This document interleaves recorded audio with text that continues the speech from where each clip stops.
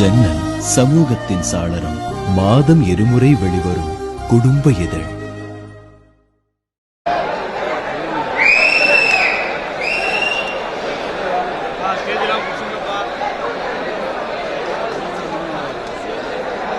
பதிமூன்று திங்களுக்கு முன்னால் அங்கனூர் தந்த தங்க மகனாக நீங்கள் பொங்கி எழுந்து குதூகலித்து கொண்டாடிய 53வது பிறந்த நாள் விழாவில் தியாகச்சுடர் பெருந்தலைவர் காமராஜர் அவர்களின் திருப்பெயரால் அமைந்திருக்கின்ற இந்த பிரம்மாண்டமான அரங்கத்தில் எந்த பெயரை உச்சரித்தால் கடல் அலைகள் ஆர்ப்பரிப்பதைப் போல ஓசை எழுமோ, எந்த பெயரை உச்சரித்தால் பறவைகள் 10,000 சிறகடிப்பதை போன்ற ஒலி எழுப்புமோ, அந்த பெயருக்குரியவரான விடுதலை சிறுத்தைகளின் நிறுவனர் தலைவர்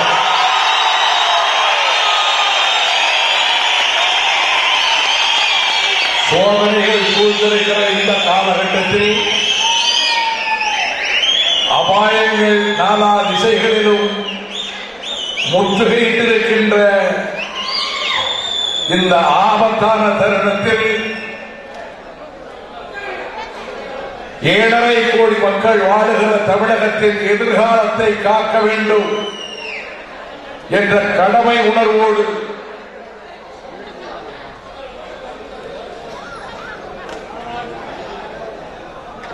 டெல்லி ஏகாதிபத்தியத்துக்கு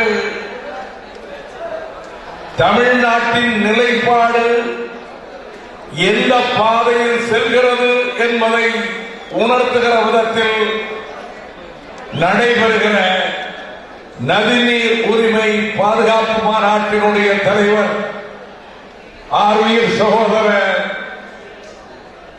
தொல் திருமாவளவன் அவர்களே,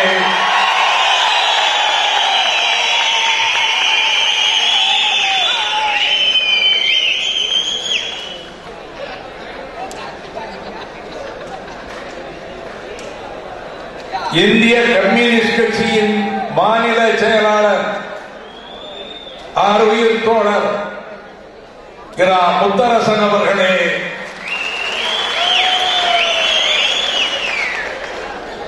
இலக்கியத்துக்கோர் எங்கள்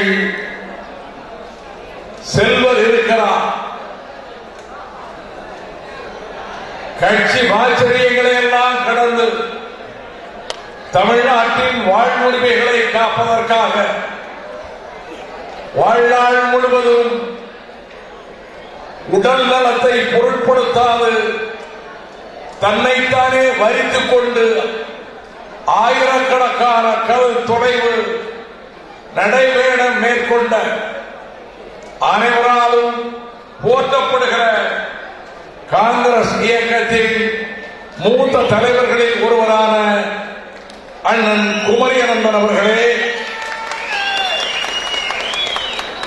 மார்க்சிஸ்ட் கம்யூனிஸ்ட் கட்சியின் முன்னணி தலைவர்களில் ஒருவர் முன்னாள் சட்டமன்ற உறுப்பினருமான ஆர்வீர் தோழர் கே பாலகிருஷ்ணன் அவர்களே,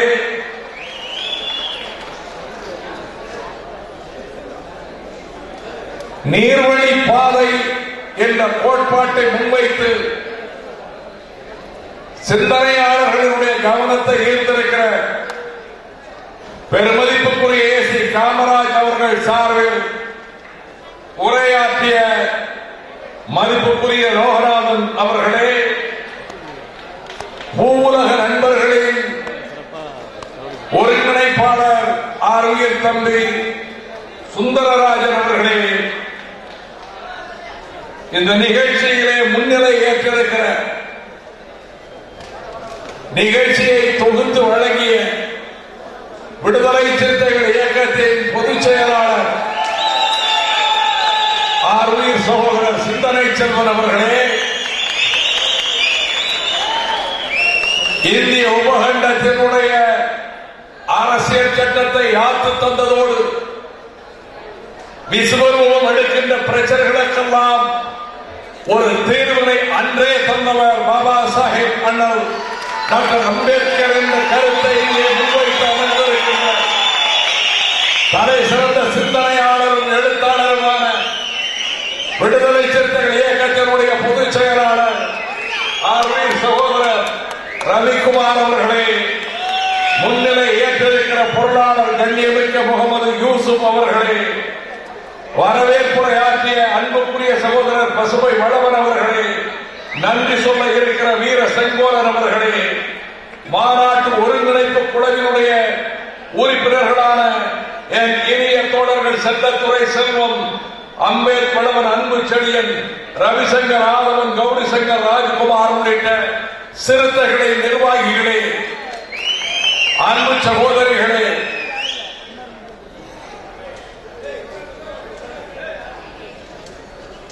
ஒரு சொல்லுக்கு கட்டுப்பட்டு காக்கி சட்டை அணியாத ராணுவம் போல திருமால் என்ற ஒரு சொல் எந்த கட்டளையை பிறப்பித்தாலும் அதை சில பேர் ஏற்றுக்கொள்ளக்கூடிய பட்டாள வரிசையிலே இருக்கிற விடுதலை சிறுத்தைகளே, மதிப்புமிக்க பத்திரிகையாளர்களே, ஊடகையாளர்களே, சிறந்தாழ்ந்த வணக்கம். நிறைவுரை ஆற்றுங்கள் நிகழ்ச்சியின் தலைவரே என்று நான் எவ்வளவோ வலியுறுத்தியும் இல்லை, என் அண்ணன் நிறைவுரை ஆற்றட்டும் என்று சொல்லுகிற ஒரு பாசமிக்க சகோதரனை நான் பெற்றிருப்பதா? இந்த பாசமும் அன்பும் அரசியல் எல்லைகளை கடந்தது. நெடுநாட்கள் பல ஆண்டுகளாக எங்கள் இருதயங்களை வருடிக் கொண்டிருப்பது, அது விடுதலை புலிகள் பிரச்சனையாக இருக்கட்டும், ஈழத்தமிழர் பிரச்சனையாக இருக்கட்டும், தமிழ்நாட்டின் வாழ்வுரிமை காக்கின்ற பிரச்சனையாக இருக்கட்டும், ஒரே குரலில் தான் திருமாவளவனின் குரலும் வைகோவின் குரலும்.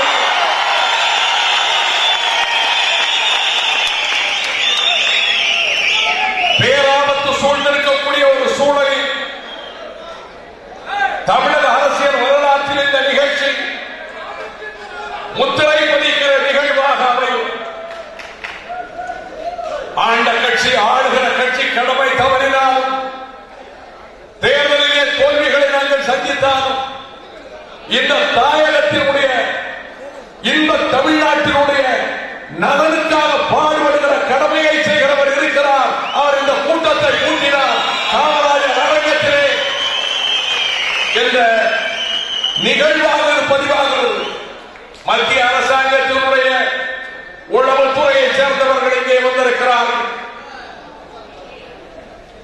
எங்கள் ஊரை ஏடுகளிலே பதிவேறு செய்வதற்கான காலமும் நேரமும் இல்லாவிட்டாலும் பத்திரிகையாளர்கள் பலர் இங்கே வந்திருக்கிறார்கள்.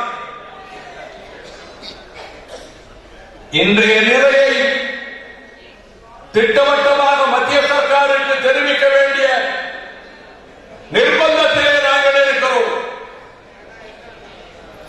நேற்றைய தினம் உச்ச நீதிமன்றத்திலே தீர்ப்பு. தீபக் மிஸ்ரா தலைமையிலான அமர்வின் தீர்ப்பு. காவிரி மேலாண்மை வாரியத்தை 4 வார காலத்துக்குள் மத்திய அரசு அமைக்க வேண்டும் என்ற தீர்ப்பு. இந்த தீர்ப்பு வெளிவந்த சில மணி நேரத்திற்குள்ளாக ஒரு நாடாளுமன்ற உறுப்பினர் நான் பதவியை ராஜினாமா செய்கிறேன் என்கிறார். சட்டமன்ற உறுப்பினர்கள் பதவியை ராஜினாமா செய்வோம் என்கிறார்கள். 2 நாட்களுக்கு முன்னாலே இந்த செய்தி. உச்ச நீதிமன்றத்தின் தீர்ப்பு தமிழ்நாட்டுக்கு காவிரி தண்ணீரை திறந்துவிட வேண்டும் என்ற நிலைமை ஏற்பட்டால் முதலமைச்சர் சித்தராமையா ராஜினாமா செய்துவிட்டு ஆட்சியை கலைத்துவிட்டு போவார் என்றெல்லாம் அரசியல் ரீதியாக டெல்லிக்கு ஒரு நிர்பந்தம். காங்கிரஸ் கட்சியும் சரி, பாரதிய ஜனதா கட்சியும் சரி தந்து கொண்டிருக்கிற நேரத்தில் அமைதியின் வடிவமாக மாநாட்டை திருமாலிங்கே நடத்தி கொண்டிருக்கிறார். காவெல்லாம் களை கரும்பு, காடெல்லாம் குலை கரும்பு, கோடெல்லாம் மாடெல்லாம் கருங்குவளை, வயலெல்லாம் நெருங்குவளை, கோடெல்லாம் மலவண்ணம், குளமெல்லாம் கடலல்ல,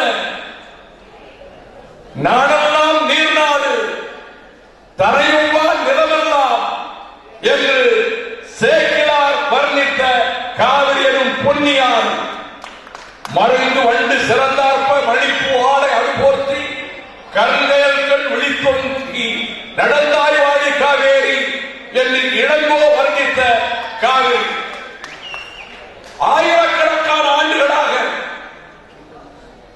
தொல்தமிழ் குடியினுடைய சட்டபூர்வமான பாத்திய உரிமை கொண்டிருக்கக்கூடிய காவிரி சிங்களத்திலே இருந்து 2000 பேரை கொண்டு வந்து அவர்களை சவுக்கால் அடிக்காமல் காவிரி அணை கட்டுவதற்கு பயன்படுத்தினார். அவன் இமயத்தின் முடிதலிலே, இமயத்தின் உச்சிதலிலே புலிக்கொடியை நாட்டினான். அவன் பெயர் திருமாவளவன் என்று இளங்கோ சொல்லுகிறான். 2000 ஆண்டுகளுக்கு முன்னால் கல்லணை கட்டிய கரிகால் பெருவளத்தான். இங்கே காலத்தின் அருமை கருதி நாம் பல பிரச்சனைகளுக்குள்ளே செல்ல விரும்பவில்லை. தமிழர்கள் எவ்விதமான பொறியியல் நுண்ணறிவோடு படைத்தார்கள் என்று பாலகிருஷ்ணனும் சொன்னார், சுந்தரராஜனும் சொன்னார். ஜெர்மனிய பொறியியல் நிபுணர்களும் பொறியாளர்களும் கல்லணையை பார்வையிட வந்துவிட்டு 2000 ஆண்டுகளுக்கு முன்னால் இந்த தொழில் முழுக்க அறிவு தமிழனுக்கு எப்படி ஏற்பட்டது என்று திகைத்து போனதாக நான் படித்திருக்கிறேன். அந்த காவிரி சிந்தனை செல்வன் குறிப்பிட்டதைப் போல 800 கிலோமீட்டர் தொலைவு கொண்டது. 310 கிலோமீட்டர் கர்நாடகத்திலே ஓடுகிறது. 64 கிலோமீட்டர் இரு மாநிலங்களை பிரிக்கின்ற எல்லையாக ஓடுகிறது. 416 கிலோமீட்டர் தமிழ்நாட்டுக்குள்ளே ஓடி வங்கக்கடலிலே சங்கமமாகிறது. பிரச்சனைகள் ஏற்பட்ட காலத்தில் 1892 ஆண்டுக்கு முன்பிருந்தே அன்றைய மைசூர் அரசுக்கும் சென்னை ராஜதானிக்கும் தமிழ்நாடு அரசுக்கும் பிரச்சனைகள் உருவாகிக் கொண்டிருந்த காலத்தில் 1141 அங்கே ஆட்சி செய்து கொண்டிருந்த கோசல மன்னன் 2ஆம் நரசிம்மன் காவிரிக்கு குறுக்கே அணை கட்டினான். சோழ வளநாட்டுக்கு போகிற தண்ணீரை தடுக்கிறேன் என்று அணை கட்டினான். 2ஆம் குலோத்துங்கனுடைய மகன் 2ஆம் ராஜராஜன் வேலும் வாழும் தாங்கிய படையை இங்கிருந்து நடத்தி கொண்டு சென்று அந்த அணையை உடைத்து விட்டு திரும்பினான். அணை உடைந்தது, அணை தகர்ந்தது, தமிழர் உரிமை காப்பாற்றப்பட்டது. மீண்டும் 17ஆம் நூற்றாண்டில் அங்கே அதே முயற்சியில் சிக்கராயன் என்கின்ற மன்னன் மலை போல நதிக்கு குறுக்கே ஒரு அணையை எழுப்புகிற வேலையில் ஈடுபட்டார் என்று கேள்விப்பட்டு தஞ்சையை ஆண்டு கொண்டிருந்த சாகசி மன்னன் ராணி மங்கம்மாளினுடைய சேனையும் துணைக்கு அழைத்துக் கொண்டு கர்நாடகத்துக்குள்ளே புகுந்தான். இவர்கள் சென்றதை உடைப்பதற்குள்ளாகவே ஏற்பட்ட பெருமழை வெள்ளத்தில் அவன் மண்ணையும் மணலையும் சேர்த்து குவித்து வைத்திருந்த அந்த மலை அடித்து செல்லப்பட்டது. இது வரலாறு. இன்றைக்கு நாம் படையெடுத்து செல்ல முடியாது, ஆயுதம் தாங்கி போரிட முடியாது. ஆனால் இந்த பிரச்சனைகள் உருவானதற்கு பின்னர் 1892 வருடத்தில் அப்பொழுது ஒரு ஒப்பந்தம் மைசூருக்கும் சென்னை ராஜதானிக்கும் ஏற்பட்டு தமிழ்நாட்டுக்கும் ஏற்பட்ட ஒப்பந்தத்தின் அடிப்படையில் என்ன சொன்னார்கள்? அங்கே ஒரு அணை கட்டிக் கொள்ளலாம். கண்ணம்பாடியிலே கிருஷ்ணராஜசாகர் அந்த அணையினுடைய அளவு 11 TMC கொள்ளளவு கொண்ட உயரம்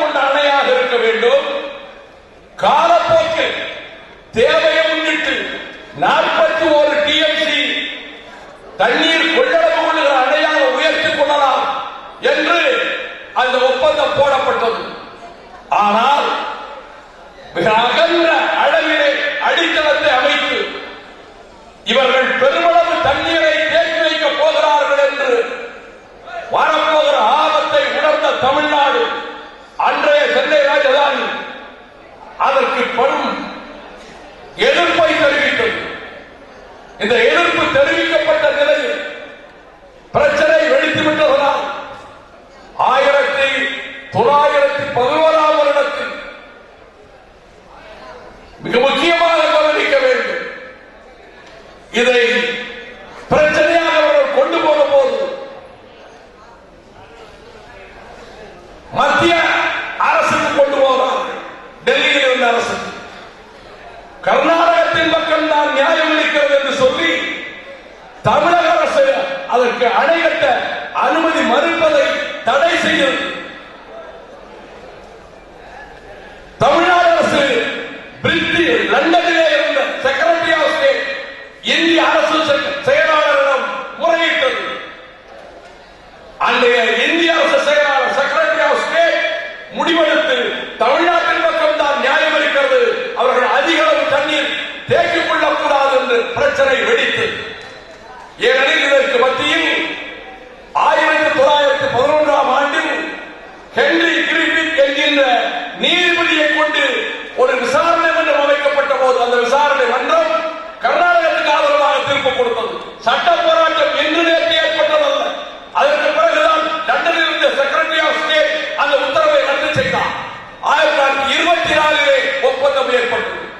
அந்த 24 ஒப்பந்தத்தின்படி கர்நாடகம் 44.27 டிஎம்சி தண்ணீர் கண்ணம்பாடி அணையிலே கிருஷ்ணராஜசாகர் அணையிலே தேக்கிக் கொள்கிற விதத்தில் அணை கட்டிக் கொள்ளலாம்.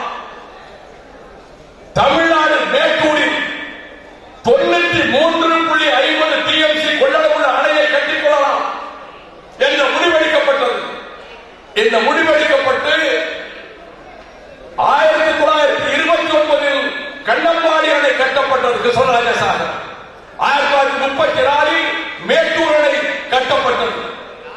இந்த பின்னணி இந்த ஒப்பந்தத்தில் இருக்கக்கூடிய 10வது பிரிவு அதன் உட்பிரிவுகள் 3 50 ஆண்டுகள் கழித்து மீண்டும் மறுஆய்வுக்கு வருகிற பொழுது அது எந்த மாற்றத்தையும் செய்யக்கூடாது என்று 24 ஒப்பந்தமே சொல்லுகிறது. 74 மறுஆய்வு செய்ய வேண்டும் என்றால் உட்பிரிவு 10 உட்பிரிவு 3 யாரும் மாற்ற முடியாது. உபரி நீரை பகிர்ந்து கொள்வதை மாற்ற முடியாது. இங்கே குறிப்பிட்டதை போல திருமாவர்கள் குறிப்பிட்டதை போல கடைமுறையிலே இருக்கிறவனுக்கு தான் உரிமை.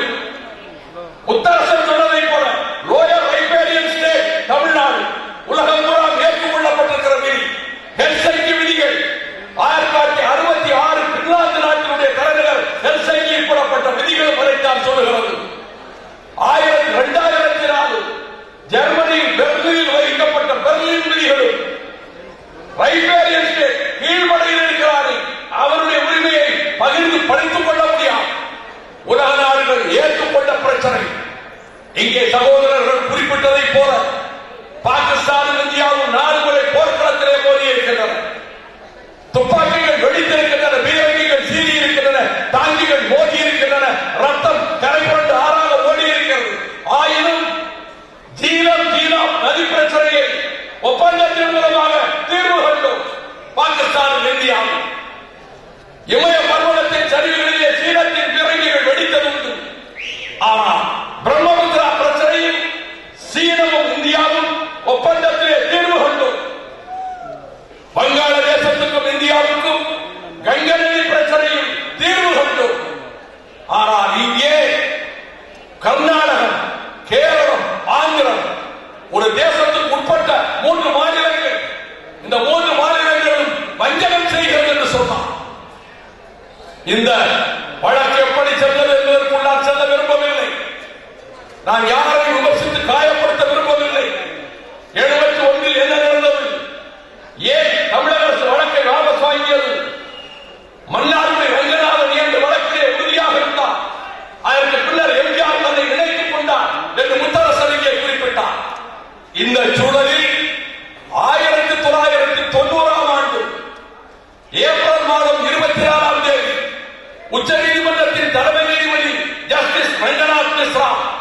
திட்டவட்டமான அறிவிப்பை செய்தார்.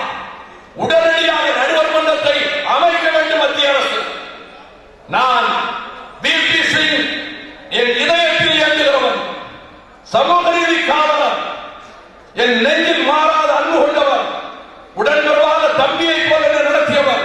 அவர் அன்றைக்கு பிரதம அமைச்சர்.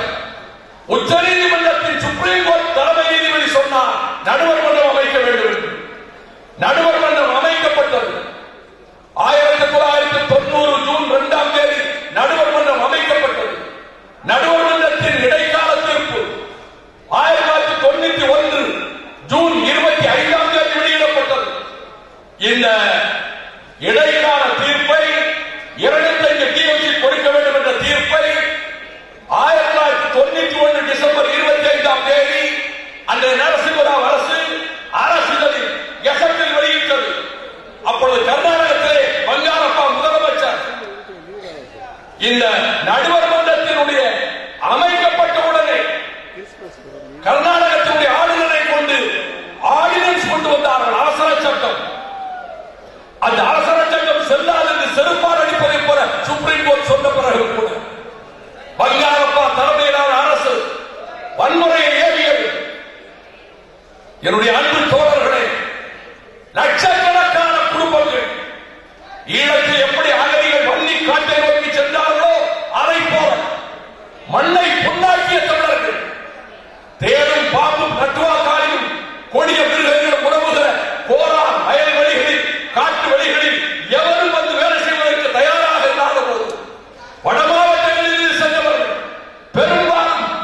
பெரும்பாலும் தலித் சகோதரர்கள் தங்கள் உயிரை பணயமாக வைத்து பொன்மனைகிற பூமியாக போரா தங்கச்சோரத்தை ஆக்கினார்களே இன்றைக்கு அனாதைகளாக தெரிந்து நிற்கிறார். அப்படி அந்த மண்ணை வளமாக்கிய தமிழர்கள் வீடுகளில் அடித்துக் கொல்லப்பட்டார்கள். பெண்கள் மானபங்கம் செய்யப்பட்டார்கள். பல இடங்களில் ரத்தம் சிந்தினார்கள். கடைகள் சூறையாடப்பட்டன, தீயிட்டு கொளுத்தப்பட்டன, பண்ணைகள் கொளுத்தப்பட்டன, வீடுகள் கொளுத்தப்பட்டன. பல்லாயிரக்கணக்கில் மூட்டை முடிச்சுகளோடு 91ஆம் ஆண்டு டிசம்பரில் தமிழர்கள் கர்நாடகத்திலே வந்து வந்தார்கள். பர்மாவுக்கு போல தமிழன் அடிபடுகிறான், ஈழத்தில் அடிபடுகிறான். இதோ பக்கத்திலே இருக்கக்கூடிய கர்நாடகத்திலே அமைதியாக வாழ்ந்து வந்த என் தமிழ் சகோதர சகோதரிகள் அனாதைகளாக அகதிகளாக வந்தார். அதைத்தான் இந்த செப்டம்பர் 5ஆம் தேதி தீர்ப்பு வந்ததல்லவா, வினாடிக்கு 15,000 கனடி தண்ணீர் தமிழகத்துக்கு கர்நாடகம் திறந்து விட வேண்டும் என்ற தீர்ப்பு வந்தவுடன் பட்டம் நாகராஜ் உள்ளிட்ட கன்னட வெறியர்கள் 91 மீண்டும் திரும்பும் மீண்டும் தமிழர்கள் தாக்கப்படுவார்கள், இங்கே வாழ விடமாட்டோம் என்று கொக்கரித்தார்கள். நாம் அமைதி காத்தோம். 9ஆம் தேதி பந்த் என்று அறிவித்தார்கள். கேபிஎல் பேருந்துகள் ஒரு பேருந்து 5 கோடி ரூபாய் மதிப்புள்ள பேருந்துகள் 45 பேருந்துகள் தீயில் கொளுத்தப்பட்டு சாம்பலாயின. தமிழ்நாட்டிலிருந்து சென்ற 200க்கும் மேற்பட்ட லாரிகள் தீயிட்டு கொளுத்தப்பட்டன. உணவகங்கள் தீயிடப்பட்டன, இனிப்பகங்கள் தீயிடப்பட்டன, தமிழர்களின் கடைகள் சூறையாடப்பட்டன. முகநூலில் ஒருவரி நியாயத்தை சொன்னதற்காக சந்தோஷ் என்ற மாணவன் அடித்து உதைத்து சித்திரவதை செய்யப்பட்டு கர்நாடகம் வாழ்க, காவிரி கர்நாடகத்துக்கு தான் சொந்தம், சொல்லுகிறாயா இல்லையா என்று நெஞ்சில் பிடித்தார். அவரை சொல்ல வைத்தார். ஒரு ஏழை லாரி டிரைவர், இந்த தமிழகத்தை சேர்ந்த ஒரு சகோதரன், அவரை நிர்வாணப்படுத்தி அளித்தார்கள். இத்தனையும் பார்த்துக் கொண்டு தமிழகம் பொறுமை காத்தது. அவன் தீயிட்டான் தமிழர் உடைமைகளுக்கு, அவன் தீயிட்டான் தமிழர்களின் கடைகளுக்கு, அவன் நெருப்பு வைத்தான் தமிழர்களின் உடைமைகளுக்கு. இது நெஞ்சு பொறுக்காத காரணத்தால் நான் திருமாவின் கருத்தை ஏற்றுக்கொள்கிறேன். தன்னைத்தானே மாய்த்துக் கொள்வதற்காக குடிநீர் பருகாமல் படித்தானே, உலக இறப்பினும் உண்டறி பிறப்பினும் ஆனந்த் என்று வாழில் தப்பா தொடர்பது எவனை இடர்படுத்திய கேளல் கேளிர் வேளாண் திருமுகம் மதுகை இன்றி வயிற்று தடிய ஈர்வரை உலகத்தானே என்னை கொண்ட இடிமறிவுகளை இனி இந்த தாய்மார்கள் ஈர்த்தெடுக்காமல் இருப்பார்களாக என்று துளிநீரும் பருகாமல் வடக்கிருந்து உயிர் விட்டான் கடைக்கான் இருப்பறை. அதை போல 12 நாட்கள் இதே செப்டம்பர் மாதம் இன்றைக்கு தேதி 21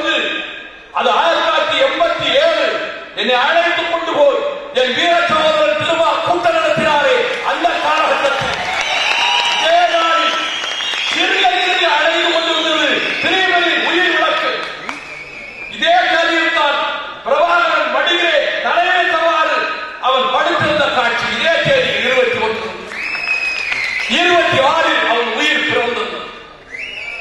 பாவன வேறு பெருங்கி தரனார் சொன்னதைத்தான் திருமாவளவன் இங்கே சொன்னார்.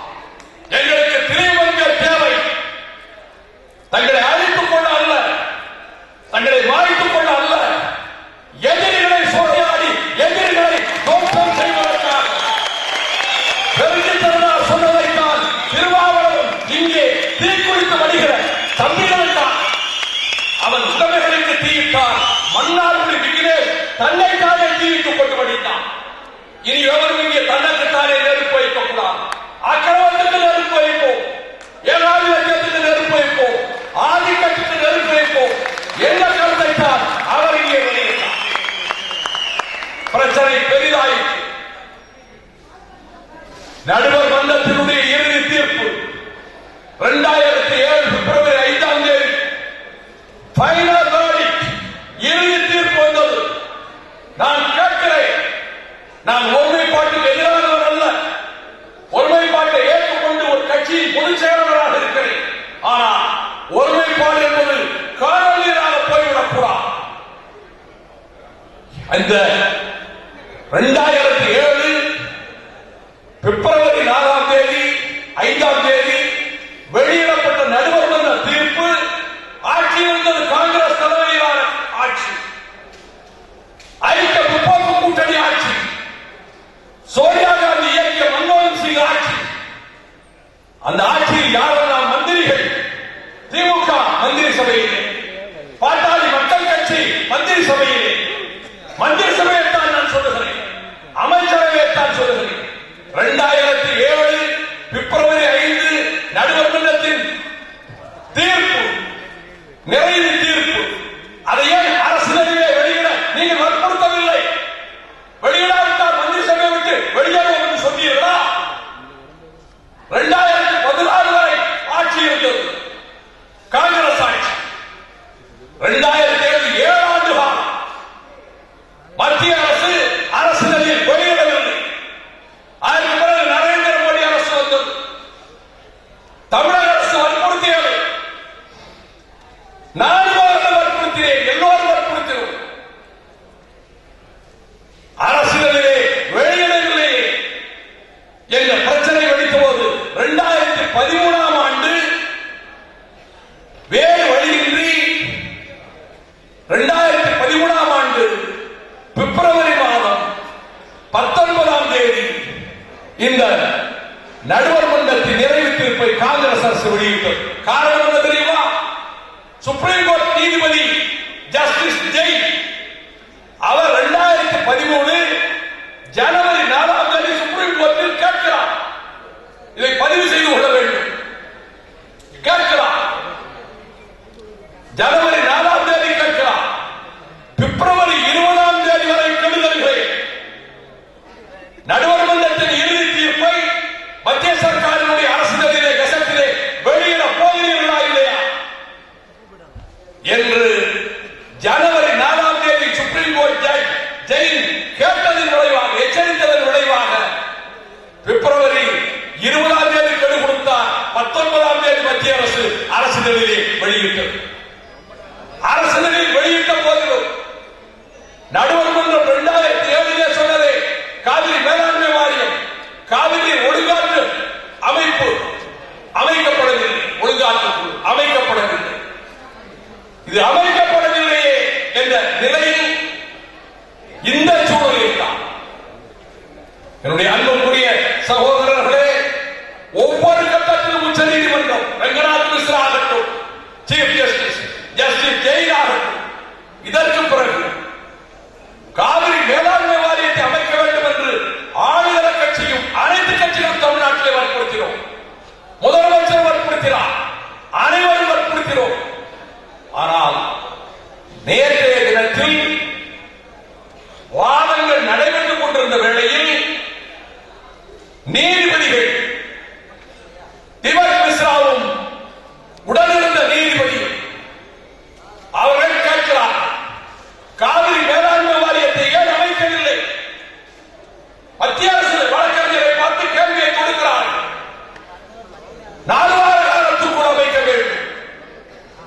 நான் தொலைக்காட்சி விவாதங்களை பார்த்தேன்.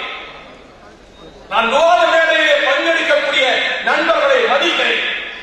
அவர்களின் கூர்த்த மதியை, அறிவாற்றலை மதிக்கிறேன். ஆனால் நான் மிகுந்த வருத்தத்தோடு சொல்லுகிறேன், நம் தலையில் மண்ணை எண்ணி போடுவதைப் போல வாதங்களை சிலர் வைக்கிறார்கள். தமிழ்நாட்டில் காவிரி மேலாண்மை வாரியம் அமைத்தால் மட்டும் கர்நாடகக்காரன் தண்ணீர் விட்டு விடுவானா? உச்சநீதிமன்ற உத்தரவை அவர் கேட்கவில்லையே. மேலாண்மை வாரியம் அமைத்து என்ன பயன்? தொலைக்காட்சிகளிலே வாதம் செய்கிறார். அப்படி எல்லாம் சுப்ரீம் கோர்ட் சொன்னாலும் அவர் தண்ணீர் விட மாட்டார். அதை சித்தராமையா சொல்லிவிட்டார். சுப்ரீம் கோர்ட் தீர்ப்பை நிறைவேற்றுவது எங்களுக்கு சிரமம். நான் பிரதமருக்கே சொல்லுகிறேன், இப்பொழுது பிரச்சனைக்கு தீர்வு என்ன? நாம் கர்நாடகத்தோடு போய் யுத்தம் செய்ய முடியாது. ஆனால் இதிலே குற்றவாளி, பிரதான குற்றவாளி மத்திய சர்க்கார். இன்றைய பிரதம அமைச்சர் நரேந்திர மோடி, அவர் மீது குற்றம் சாட்டுகிறேன். நான் குற்றம் சாட்டுகிறேன். நீங்கள் தான் காரணம் என்று குற்றம் சாட்டுகிறேன். காங்கிரஸ்காரர்களுக்கு வராத துணிச்சல், காங்கிரஸ்காரர்களுக்கு வராத துணிச்சல் பிஜேபி அரசுக்கு எப்படி வந்தது? 2014 ஆண்டு டிசம்பர் 7-8 தேதிகள் கர்நாடகத்தின் அமைச்சர் அனந்தகுமார், மத்திய மந்திரி சபையிலே ஒரு மந்திரி, பிஜேபி மந்திரி அனந்தகுமார் வீட்டில் 2 நாட்கள் சரியாலோசனை கூட்டம். இந்த கூட்டத்தில் கர்நாடகத்தினுடைய அனைத்து கட்சி எம்பிக்கள், ராஜ்யசபா லோக்சபா எம்பிக்கள் கலந்து கொண்டார்கள். கர்நாடக அமைச்சர்கள், மத்திய அமைச்சர்கள் கலந்து கொண்டார்கள். அனந்தகுமார் மத்திய அமைச்சர், சதானந்த கவுடா சட்ட அமைச்சர், அவர் கலந்து கொண்டார். அக்கிரமம் என்னவென்றால் சுற்றுச்சூழல் மந்திரி பிரகாஷ் ஜவடேகரும் கலந்து கொள்கிறார். கலந்து கொண்டு சொல்லுகிறார், 2 நாள் முடிவெடுக்கிறார். மேகதாட்டுவிலே அணை கட்டுவது, 48 டிஎம்சி தேக்க போகிறார். மேகதாட்டுவிலும் ராசிமணலிலும் அணை கட்டுவது. நீங்கள் அணை கட்டிக் கொள்ளுங்கள், நாங்கள் வெளிப்படையாக அனுமதி கொடுக்க மாட்டோம்.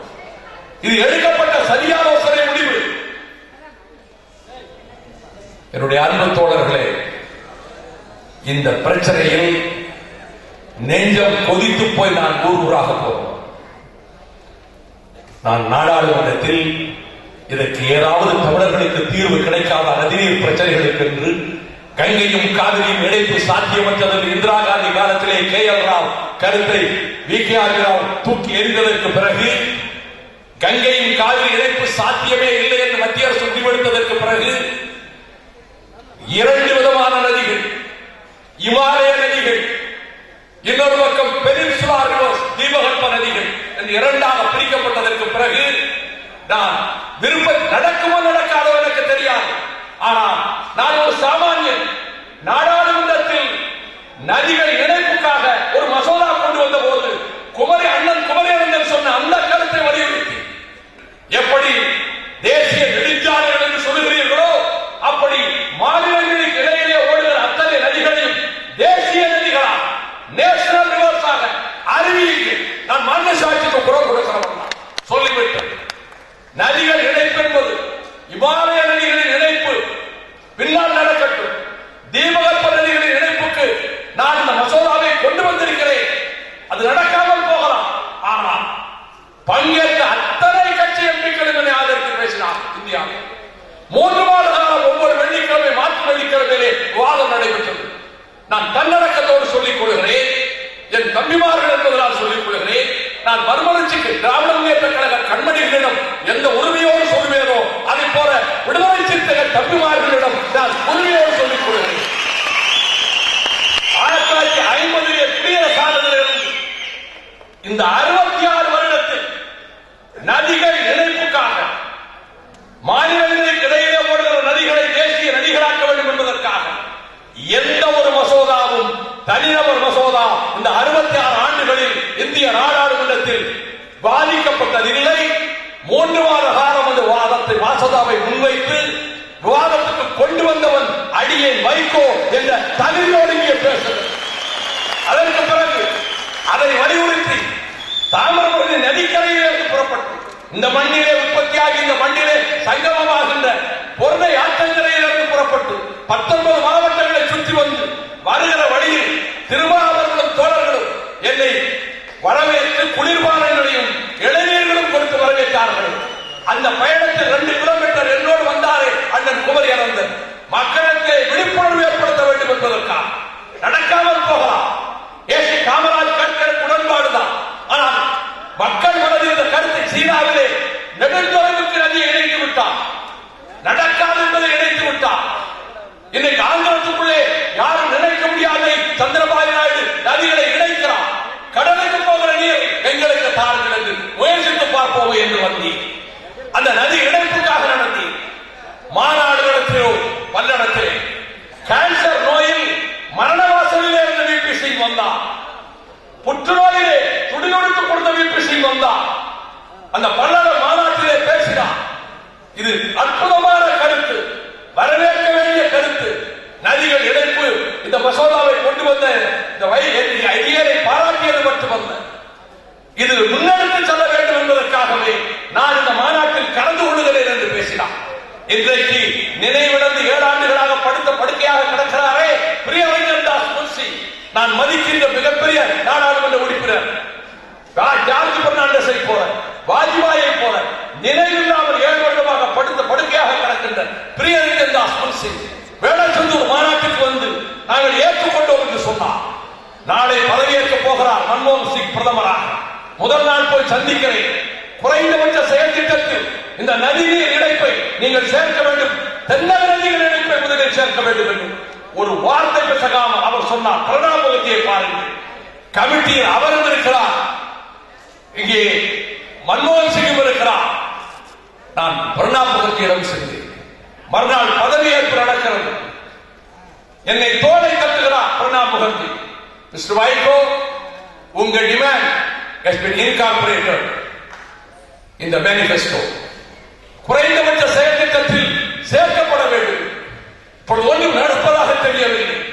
ஆனால் இவ்வளவு நிலைமை ஏற்பட்டிருக்கக்கூடிய சூழலில் அணை கட்டுவதை நாங்கள் தடுக்க மாட்டோம், வெளிப்படையாக அனுமதி கொடுக்க மாட்டோம் என்று பிரகாஷ் ஜவடேகரும் சதானந்த கவுடாவும் முடிவெடுத்த பிறகு 1592 கோடி ரூபாய் கர்நாடகத்துக்கான ஒதுக்கீடு செய்துவிட்டதை சுதந்திர தின விழாவுடைய சித்தராமையா சொல்லுகிறார்.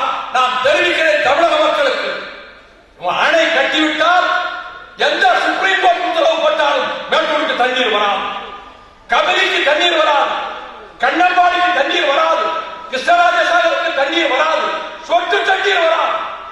அதன் பிறகு நம்முடைய நிலைமை என்ன?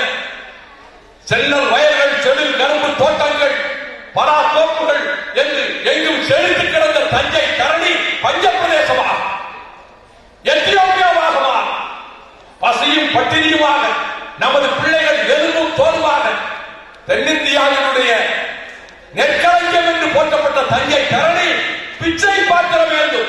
நேற்றைக்கு சேல் எரிவாயு எடுத்து ட்ரிபியூனலில் வாதாடுகிற போது சொன்னேன், the granary of South India Tanjore is going to become a begging bowl. ஒரு பிச்சை பாத்திரமாக போகிறது, எங்களுக்கு அழிவு வருகிறது என்று குறிப்பிட்டேன். அதனால் தான் இதை தடுப்பது எப்படி, என்ன வழி யோசியுங்கள். நான் மிக சாமானியன், எந்த அதிகாரத்திலும் இல்லாதவன், அதிகார கனவுகளோடு வாழாதவன். ஆனால் நான் இன்றைக்கு இந்த மண்ணில் பிறந்தவன், இந்த புண்ணிய பூமியில் பிறந்தவன், ஆயிரக்கணக்கான ஆண்டுகளாக பெருமையோடு வாழ்ந்த இந்த தமிழகத்திலே பிறந்தவன். என்ன நடக்க போகிறோம், இது எப்படி தடுக்க போகிறோம் என்று கருதி ஊர் ஊராக சென்றே ஒரு மாதம் என் வேலில் கட்சி கொடி கட்டவில்லை, என் காரில் கட்சி கொடி கட்டவில்லை. என்னோடு வந்த தோழர்கள் எந்த காரிலும் கட்சி கொடி கிடையாது, எந்த ஊரிலும் கட்சி கொடியோடு என்னை வரவேற்க அனுமதிக்கவில்லை. தமிழ் மக்களே வாருங்கள் என்று திமுக, அதிமுக, விடுதலை சிறுத்தைகள், தமிழ்நாட்டில் உள்ள எல்லா கம்யூனிஸ்டுகள், எல்லா கட்சிகளும், காங்கிரஸ், பிஜேபி உட்பட, சில இடங்களில் பிஎம்கே உட்பட எல்லா இடங்களிலும் கைத்தறி ஏற்பட்டார். நான் சொன்னேன், யாருக்கு வேண்டுமானால் ஓட்டு போடுங்கள், தேர்தலில் நீங்கள் முடிவெடுத்துக் கொள்ளுங்கள், நான் ஓட்டு கேட்டு வரவில்லை. ஆனால் இந்த தமிழகம் அழிவை நோக்கி போய்க் கொண்டிருக்கிறது. நம் எதிர்கால சந்ததிகள் நம்மை மன்னிக்க மாட்டார். அவன் அணை கட்டப் போகிறான், எப்படி தடுப்பது? மத்திய சர்க்கார் அதனுடைய அலுவலகங்கள் ஸ்தம்பிக்க வேண்டும். மத்திய சர்க்கார் அலுவலகங்கள் இயங்கக்கூடாது. மொத்த தமிழர்கள் படையெடுக்க வேண்டும். ஆயுதம் ஏந்தி அல்ல, கடப்பாறை தூக்கிக் கொண்டிருந்த அறவழியில் போராடுவோம். அந்த கூட்டத்துக்கு தான் திருமாவர்கள் சிந்தனை செல்வரை தஞ்சை திறனவர்களுக்கு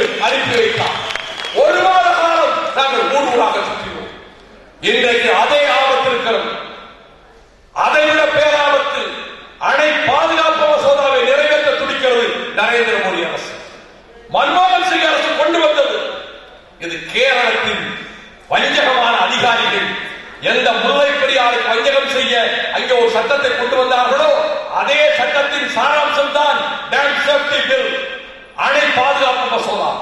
இது நிறைவேற்றப்பட்டால் அந்தந்த மாநிலங்களிலே இருக்கிற அணைகளை குறித்த முழு அதிகாரமும் அந்த மாநில அரசுகளுக்கு தான் உண்டு. அந்த மாநில அரசுகள் அமைக்கின்ற தண்ணீர் ஆணையத்துக்கு தான் உண்டு. இதுதான் இந்த மசோதாவின் சாராம்சம். இதில் அழிவுக்கு போவது எந்த மாநிலமும் அந்த தோழர்களை இந்தியாவில் தமிழ்நாடு மட்டும்தான். எந்த மாநிலமும் பாதிக்காது, தமிழ்நாடு தான். 3 பக்கத்தில் 3 மாநிலங்கள் பாராட்டிலே அணை எழுப்புகிறார், எங்கள் அதிகாரம் என்கிறார். கன்னடத்துக்காரர் நம்மை அழிக்க துடிக்கிறார். கேரளம் முல்லை பெரியார் வெள்ளிக்குடி அணையை உடைப்போம், புதுநடை கட்டுவோம், இன்னும் கொக்கரிக்கிறது. இந்த அணை பாதுகாப்பு மசோதா நிறைவேறிவிட்டால் அதன் பிறகு நாம் எதுவுமே பாதுகாக்க முடியாது. இதை எதிர்க்க என்ன வழி? மத்திய அரசு நான் தெரிவித்துக் கொள்ள விரும்புகிறேன். நான் மன்மோகன் சிங்கிடம் சொன்னேன், கம்யூனிஸ்ட் தோழர்கள் கோபித்துக் கொள்ள மாட்டார்கள், அவர்களுக்கு இதே கருத்தில் உடன்பாடு உண்டு. நான் சொன்னேன் அவர்களுக்கு, அணை பாதுகாப்பு மசோதாவை நீங்கள் நிறைவேற்றினார் பிற மாநிலங்களில் இருக்கக்கூடிய அணைகள் அந்த மாநில அரசுகள் தான் முடிவெடுக்கும் அதிகாரம் என்றால் நாங்கள் எங்கள் வாழ்வு அழிந்து போகும். அப்படி ஒரு நிலைமை ஏற்பட்டால் நாங்கள் சோவியத் ரஷ்யாவினுடைய நிலைமைக்கு தள்ளப்படுவோம். சோவியத் மண்டலத்திலே எழுந்த, உக்ரைனில் எழுந்த குரல், கசகஸ்தானில் எழுந்த குரல், உஸ்பெகிஸ்தானில் எழுந்த குரல், லட்வியாவில் எழுந்த குரல், லிதுவேனியாவில் எழுந்த குரல், ஜார்ஜியாவில் எழுந்த குரல் எங்கள் தமிழ்நாட்டில் இருக்கிறது. நீங்கள் அந்த அணை அவனுக்கு தான் அதிகாரம் என்றால் நெய்வேலி எங்களுக்கு மட்டுமே அதிகாரம் என்று சொல்லக்கூடிய நிலைமை ஏற்படும். காங்கிரஸ் தொழிற்சாலை ஆவணி எங்களுக்கு மட்டுமே அதிகாரம், துப்பாக்கி தொழிற்சாலை திருச்சி எங்களுக்கு மட்டுமே அதிகாரம். இதற்காக என் மீது இறையாண்மைக்கு எதிராக பேசியதாக வழக்கு தொடுத்தாலும் நான் அதை பற்றி கவலைப்பட போவதில்லை. நாங்கள் அழிவை நோக்கி செல்வதா எச்சரிக்கை செய்வதற்காகத்தான் பேசினார். நான் கேட்கிறேன், இவ்வளவு அக்கிரமம் செய்தானே, தமிழ்நாட்டில் கடைகளை உடைத்தோமா? பேருந்துகளுக்கு தீயிட்டோமா? கோயம்பேடு பேருந்து நிலையத்தில் 65 பஸ்கள், பேருந்துகள், கர்நாடக அரசு பதிவெண்களை கொண்ட பேருந்துகள் நின்று கொண்டிருந்தன. ஒரு பேருந்தில் கூட ஒரு கல் விடவில்லை. அத்தனை பேருந்துகளும் காவல்துறை பாதுகாப்போடு கர்நாடக எல்லை வரை கொண்டு போய் சேர்க்கப்பட்டது. நாங்கள் கோழைகள் அல்ல, ஆயுதம் என்ன தெரியாதவர்கள் அல்ல, பிறக்கிற போதே ஆயுதங்களோடு பிறந்தவர்கள். நாங்கள் அமைதி காக்கிறோம். ஒருமைப்பாட்டுக்கு வேட்டு வைக்காதே, பிரதமர் அறிக்கை சொல்லுகிறேன். மேகதாட்டு அணை கட்டினால் இந்திய ஒருமைப்பாடு அணை உடையும். நான் என்னை பொறுத்தவற்கு மற்றவர்கள் மன்னித்துக் கொள்ள வேண்டும். இது அவரவர்கள் கருத்தை சொல்ல முடியும். ஏசி காமராஜ் கருத்தை மோகநாதன் பதிவு செய்தார், பூவரகன் என்பவர்கள் கருத்தை சுந்தரராஜன் பதிவு செய்தார். இரண்டுக்கும் இடம் கொடுக்கிற ஜனநாயக தளம் விடுதலை சிறுத்தைகள் நடத்துகிற கருத்தரங்கம் என்று திருமாவளவன் சொன்னார். அந்த அடிப்படையில் நான் சொல்லுகிறேன். நானே ஊர் ஊராக போய் சொல்கிறேன், ஒருமைப்பாடு எதற்காக எங்களுக்கு? எங்களுக்கு இருந்தது இந்தியா. பிரிட்டிஷ்காரன் வருகைக்கு முன்பு இங்கே இந்தியா கிடையாது. நாங்கள் அழிந்து போக வேண்டுமா? ஒருமைப்பாட்டை பாதுகாக்க வேண்டுமானா 4 வார காலத்துக்குள் காவிரி மேலாண்மை வாரியம் அமைப்பது மட்டுமல்ல, இந்த குறுக்குச்சால் ஓட்டுகிற புத்தியோடு நிபுணர்கள் என்ற பெயரில் குள்ள நெறிகளை அங்கே கொண்டு வந்து திணித்து எங்களுக்கு கேடு செய்ய நினைக்காதீர்கள். அல்லது உச்ச நீதிமன்றத்திலே தவணை கட்டலாம், தள்ளி போடலாம். என்ன இருந்தாலும் தீர்ப்பை கர்நாடகம் ஏன் மதிக்க வேண்டும்? அவன் அணை கட்டிக் கொள்ளட்டும் நினைத்தால் நிச்சயமாக சொல்லுகிறேன், நாங்கள் பஞ்ச பிரதேசத்திலே பஞ்சை பராதிகளாக பிச்சைக்காரர்களாக வாழ்ந்த நிலைமை எங்களுக்கா? கரிகால் பெருமளத்தால் வழிவந்த எங்களுக்கா? ஒருபோதும் ஏற்க மாட்டோம். அப்படிப்பட்ட நிலைமை வரும் என்றால் ஒருமைப்பாடு கேள்விக்குறியாகும். மத்திய அரசை நான் குற்றக்குண்டிலே நிறுத்துகிறேன். நான் முதலமைச்சர் ஜெயலலிதாவுக்கு சொல்லிக் கொள்கிறேன், அனைத்து கட்சி கூட்டத்தை கூட்ட வேண்டும் என்று சொல்வது உங்கள் முகதர்சனத்தை பார்க்க வேண்டும் என்பதற்காக அல்ல.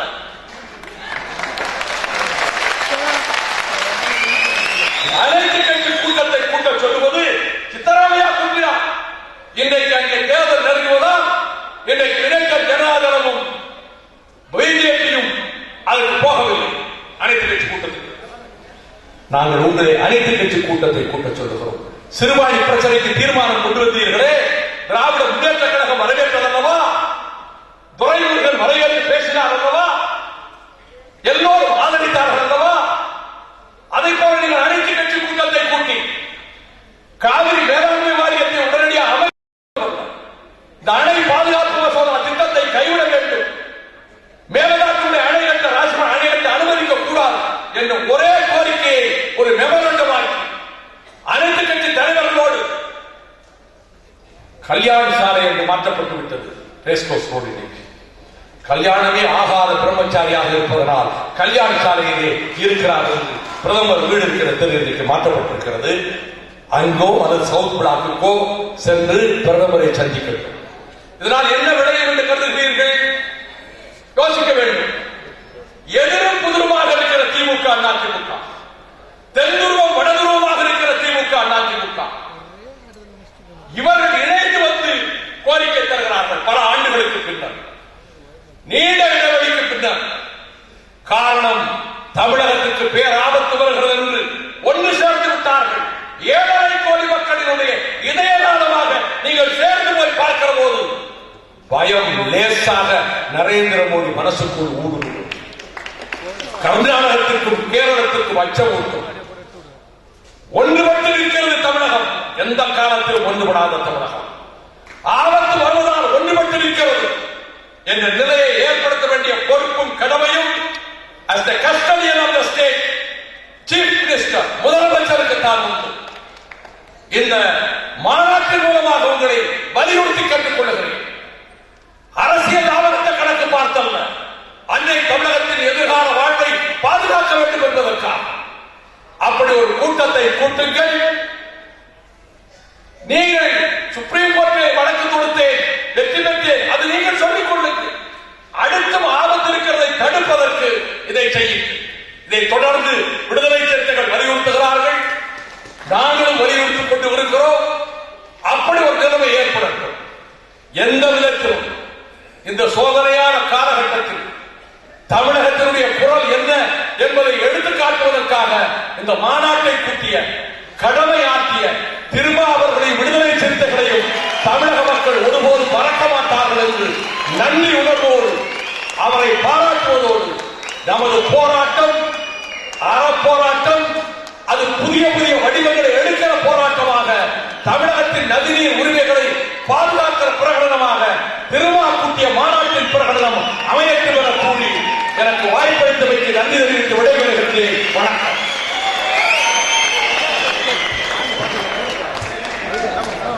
ஜன்னல் சமூகத்தின் சாளரம். மாதம் இருமுறை வெளிவரும் குடும்ப இதழ்.